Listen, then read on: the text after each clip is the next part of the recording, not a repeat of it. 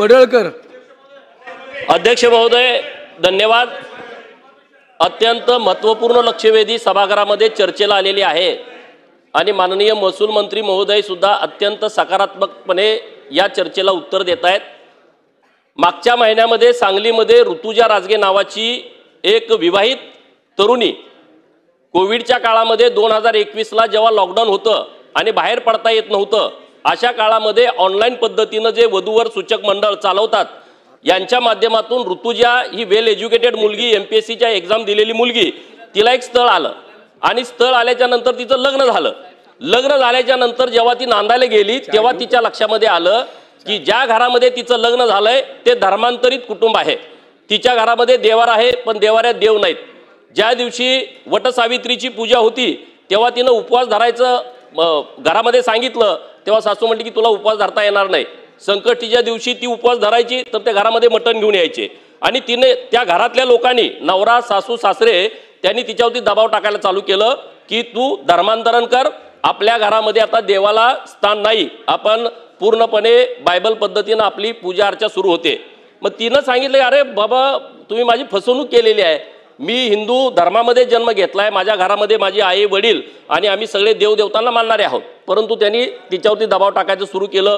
तो पाद्री यायचा, घरामध्ये एखादा मोबाईल जरी फुटला तर ही हिंदू पद्धतीनं पूजापाठ करते, हिंदू संस्कृती पद्धतीनंही चालते, त्यामुळं ही सैतान आहे. आता पुढं असं झालं की 2025ला 7 महिन्यापूर्वी ती गर्भवती राहिली आणि तिच्या पोटामध्ये 7 महिन्याचं बाळ होतं.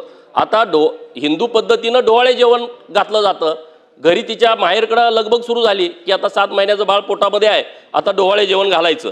परंतु हिच्या घरामध्ये तो पाद्री आणि तिच्या घरातले नातेवाईक तिच्यावर दबाव टाकायला लागले की गर्भसंस्कार हे ख्रिश्चन पद्धतीनं होतील, ते हिंदू पद्धतीनं होणार नाहीत. त्या मुलीनं विरोध केला की मला असं करायचं नाही, तुम्ही धर्म बदललाय पण तुम्ही माझ्यावर दबाव टाकू नका.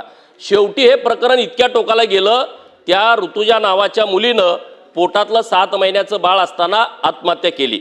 म्हणजे धर्मवीर छत्रपती संभाजी महाराजांनी धर्म बदलला नाही.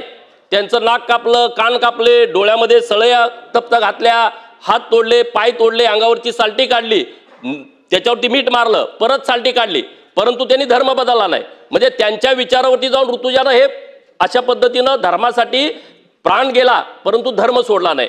माननीय मंत्री महोदयांच्याकडे माझी या माध्यमातून हीच मागणी आहे की 26 नोव्हेंबर 2024ला सुप्रीम कोर्टानं सेल्वा राणी वर्सेस विशेष सचिव आणि जिल्हाधिकारी यांच्या बाबतीमध्ये एक निर्णय दिलाय. हा निर्णय काय आहे? जर हिंदू पद्धतीनं तुम्ही जे SC ST VJNT ही जे सगळे आपण आरक्षण घेतो आणि नोकरीला लागतो, जातीचा दाखला तिथं आपण देतोय, परंतु नोकरी लागल्याच्या नंतर तुमच्या पूजा पद्धतीमध्ये बदल झालाय. तुम्ही घरामधले देवाऱ्यातनं काढून टाकले, तिथं तुम्ही जर समजा ख्रिश्चन पद्धतीनं असाल किंवा मुस्लिम पद्धतीनं असताल तशा पद्धतीनं तुमच्या धार्मिक पद्धती तुम्ही बदललेल्या आहेत. तुमच्या लग्नाच्या कार्यक्रम हे धर्मांतरित झाल्याच्या नंतर वेगळ्या पद्धतीनं करताय. तर सुप्रीम कोर्टाचं म्हणणं असं आहे जर SC ST VJNT आणि OBCच्या दाखल्याचा वापर करून तुम्ही नोकरीला लागलाय आणि जर तुमच्या पूजा पद्धतीमध्ये बदल झालेला आहे, तुम्ही मेल्यानंतर दफन केलं जात आहे, तर हे जर पुरावे ग्राह्य धरून त्यांना सेवेतून बडतर्फ करण्यात यावं. माझा प्रश्न असा आहे सरकारला की हे सुप्रीम कोर्टाचा जो निर्णय आहे त्या पद्धतीनं महाराष्ट्रातल्या सर्व प्रशासनाला आपण आदेश देणार आहात का? ज्यांनी SC ST OBC आणि VJNTचा दाखला जोडून नोकरी घेतली आणि त्यांनी धर्मांतर केलंय त्यांना बडतर्फ करण्याचे आपण आदेश देणार आहात का? नंबर 1.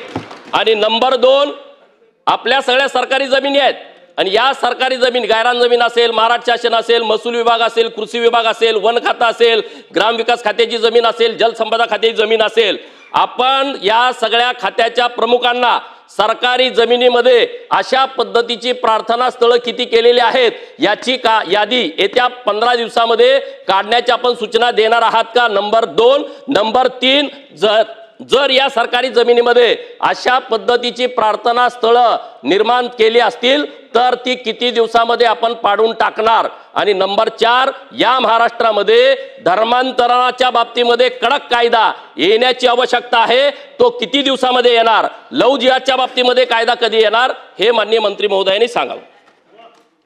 नाही माननीय अध्यक्ष महोदय, लक्षवेधीचा स्कोप जो आहे ना नंदुरबारवरून निघाला एका चर्चच्या बांधकामामध्ये अनधिकृत झाले त्यावरनं निघाला. पण गोपीचंद पडळकरजींनी सभागृहाला अत्यंत महत्त्वाची माहिती दिली आहे. पहिली ज्यांनी ती घटना ज्यांनी मांडली आपल्यासमोर त्याबद्दल माननीय मुख्यमंत्र्याकडनं त्याची चौकशी आपण करू. उच्चस्तरीय चौकशी माननीय मुख्यमंत्र्याकडनं आपण लावून घेऊ. दुसरं धर्मांतरणाबद्दल मी सांगितलं सुधीर भाऊनी त्या ठिकाणी मांडलं, संजय कुटेनीजींनी मांडलं आहे. त्याबद्दलही सुद्धा मी माननीय मुख्यमंत्री चर्चा करून यावर कडक कायदा कसा असला पाहिजे, राज्याचे इतर देशातले कायदे काय वगैरे याचा अभ्यास करू. तिसरं जे धार्मिक स्थळाबद्दल त्यांनी सांगितलं 5 मे 2011 आणि जो दुसरा नियम आहे, दुसरा आपला शासन आदेश आहे 7 मे 2018 धार्मिक स्थळाबद्दलचा, त्याबद्दलची चौकशी 15 दिवसात नाही होणार. पण 6 महिने वेळेच्याकरता मागितला की थोडा धार्मिक स्थळ पाळताना किंवा त्या ठिकाणी त्याचं सर्वेक्षण करताना काही नियम आहे, सुप्रीम कोर्टाचे काही निकाल आहे. 6 महिन्यामध्ये याचं जे अनधिकृत झाल्याचं सर्वेक्षण करू. आणि चौथं जे आता नंदुरबारमध्ये जो अनुप अग्रवालचा प्रश्न आहे, जे अवैध चर्च निर्माण झाले आहे ते मात्र तातडीने ते चर्च अवैध पद्धतीचे किंवा परवानगी न घेता 2011 प्रमाणे किंवा या त्या ठिकाणी 7 मे 18 प्रमाणे ते आपण काढून टाकणार आहोत. गोपीचंदजींनी सांगितलेल्या 4ही प्रश्नाला या ठिकाणी उत्तर थोडा त्याला काळ लागेल, थोडा त्याला वेळ लागेल, पण 4ही प्रश्नाला सरकारची भूमिका होय आहे. शंकर जगताप. धन्यवाद अध्यक्ष महोदय. धर्मांतराच्या बाबतीत माझाही असाच एक पिंपरी चिंचवड महानगरपालिकेच्या हद्दीमध्ये शंकर जगताप काळेवाडी या ठिकाणी जीजस इज लॉर्ड या नावाने चर्च चालू आहे आणि अशा प्रकारच्या अनधिकृत चिंचवड मतदारसंघ किंबहुना पिंपरी चिंचवडमध्ये बरेच चर्च हे अनधिकृतपणे चालू आहे. प्रशासनाला वेळोवेळी आम्ही अर्ज करून त्यांना माहिती देऊनही त्याच्यावर कारवाई झालेली नाही आहे. मंत्री महोदयांना एकच विनंती आहे की ह्या सगळ्या चर्चवर, ह्या अनधिकृत चर्चवर कधीपर्यंत कारवाई होईल. धन्यवाद. अनधिकृत चर्चवर आपण तातडीनं कारवाई करू. लक्षवेधी